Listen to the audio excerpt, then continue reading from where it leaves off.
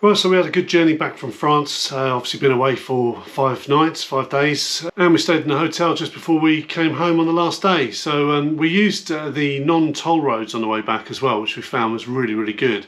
It only put about probably 20 minutes to half an hour on top of the journey than if we'd used the toll roads. So those tolls that we paid on the way down, which is about £30, we don't need to worry about. So next year when we're using the motorhome to go touring, we'll just use the N roads, which is the toll-free roads, because they're just as good. The roads are really nice, the surfaces are very, very good, they're all well maintained, they're fairly clear as well, so we didn't get involved in any traffic jams whatsoever. I know that won't always be the case, but yeah, their roads are much better than ours in the UK, and much less busy as well. So yeah, it was a good trip. So a few things we learned from the trip. Well, one of the striking things was that all the people that were English that were over there who didn't have a clue of how to speak French. That was quite striking. Even people who had been living there for quite some time. Obviously, my wife's friend, she's been living there for 14 years. She does know the language, and but you know, we're no worse than her at French.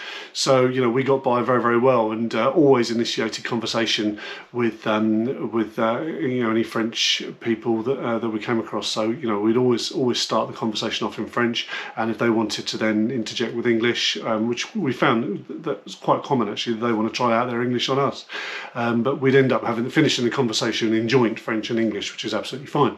Helps us out too, you know. You know, there's a couple of examples. You know, we stopped off at a petrol station on the way back, and this guy comes in and went straight up to the counter, English guy, and he just filled up with his car with some diesel, and he just said Anglaise, so which basically says I'm an English woman, and they were kind of looking at him, and he goes, yeah, Anglaise, number 5 please. So no interest in learning the language whatsoever. Didn't know what he was talking about at all. That was quite interesting. I think he was just a holiday maker. You know, give him his due. Maybe it was his first time in France. Yeah, we'll give him that. But sounded pretty pathetic, to be honest. You know, then obviously we had the other person that we came across, the elderly lady from up north of England, who had been there for 5 years and didn't know a word of it. So, you know, very interesting. So we're ahead of the game as far as that's concerned with knowing the language. So that's, you know, one tick off the checklist, if you like. Other thing we learned was that there are so many motorhomes, more motorhomes than caravans. The amount of caravans that we came across or passed was, I could probably count on both hands. Motorhomes, there were hundreds, absolutely hundreds. And the whole French system is much more geared to motorhomes rather than caravans. So motorhomes the way that we're going. So we will be selling our caravan at some point. Whether I'll do it from my from where it's parked at the moment, or whether I'll do it as a trade-in or something like that, I don't know yet. I need to research motorhome prices. The ones that the dealers that I've been looking at are kind of minimum, you know, 25-30 grand.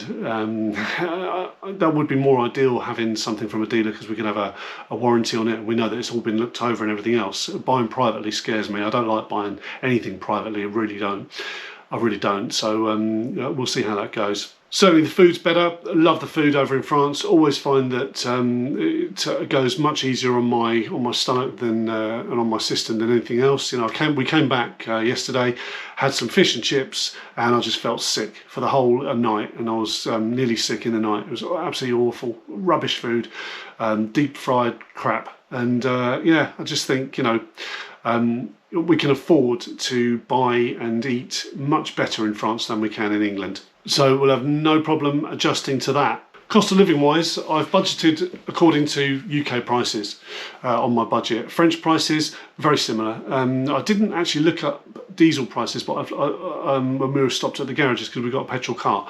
Of course, our motorhome will be diesel.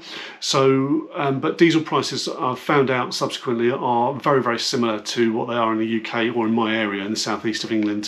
So, you know, I've budgeted for that, so that's fine. I may overestimate even more a little bit on the fuel consumption, but I think I'm about right where I'm at the moment on my budget. And food wise, you know, as I said before, the food was somewhere in between, prices were somewhere in between Aldi and Sainsbury's.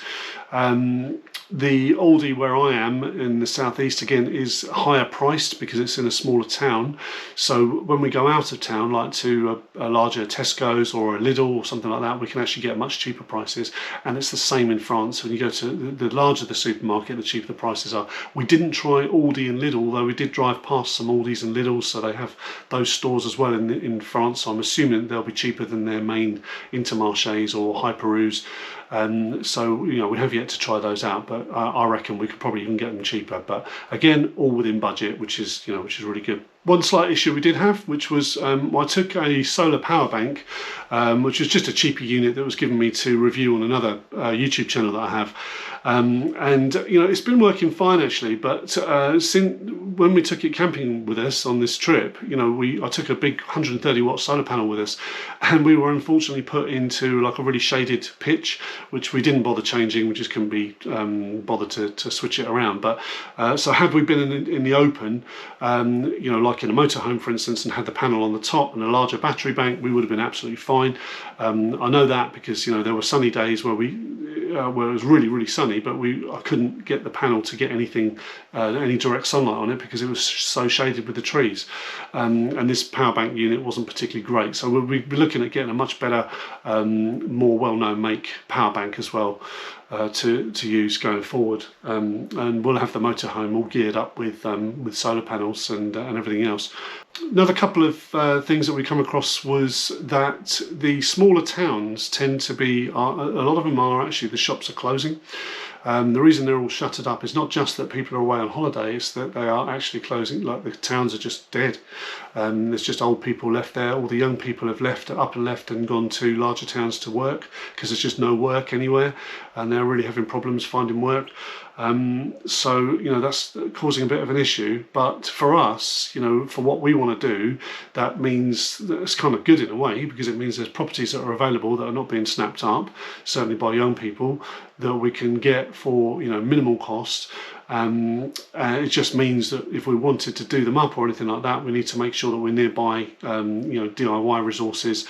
But where we were staying, there was quite a major town where a lot of the young people had gone to work, which is only 12 kilometres away. So that's a bike ride away. We could do that on a round trip on our e-bikes. Not with all our DIY stuff. Obviously, we'd have to have some kind of vehicle or some kind of delivery system. But being that kind of distance from a major town, and then having the opportunity to live in a nice small town, if you like, with a property there that's still very, very cheap. So that could be an option. So as I said on previous video, the visa won't be an option for us, won't be a problem for us, I should say. We'll be able to evidence that through income and savings, no problem at all. The only thing I haven't really looked into big time is or know exactly about is the healthcare, how much that's going to cost us, how long for as well, because I think you can integrate within the French healthcare system within 3 months. But if we're going literally on tour 90 days at a time, then travel insurance will probably suffice. So we'll just do that, because we won't be staying. I think for the first year we won't be staying in France longer than 183 days in the year. So we're just going to do 90 days there, 90 days back here, 90 days there, etc. Maybe time it so that we can go down there in the winter months in the motorhome down south, visit some areas in the south of France that we know and love. So that's kind of the plan. Obviously the plan is still to sell our property. If it drags on, then I may have to stay in the UK and work to continue to pay the mortgage, because what I don't want to do is, if the sale of the house drags on, and we've still got the mortgage payment going out, then I don't want that depleting my pension, my SIP. That absolutely cannot happen, because I need that invested properly to give us an income, and the income from that won't be necessarily enough to pay the mortgage and all the bills and everything else. So we may still have to work, but we'll cross that bridge when we come to it.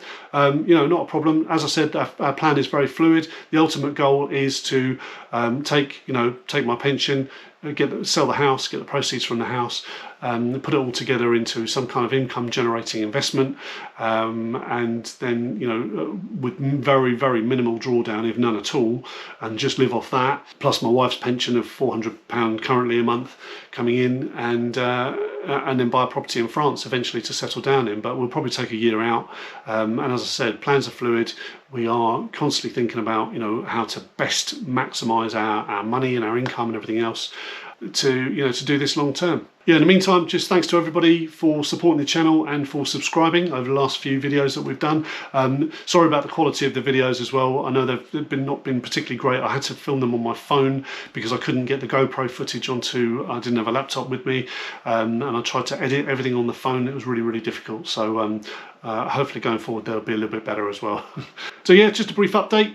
I look forward to, what I'm going to do is update our budget and gear it towards motorhome, and look at all the drawdown and everything else, all the different calculations on my spreadsheet, and I'll do a full update and a full plan probably on the next video. In the meantime, I'm still uploading a couple of more private chats on the members side of things, so if you wanted to check out the membership for the channel and support us further there, then you can see the link in the description. In the meantime, also thank you to Defeffel blog for your recent super thanks, much appreciated. Thanks for your ongoing support for the channel, I do appreciate that. And if you haven't subscribed yet, and you know, you're wondering what all this is about, check out a couple of videos on the channel, and if you're interested in following our journey, then, you know, please like the videos and consider subscribing to the channel. I'd appreciate it. So thanks again for watching. I'll see you on the next update.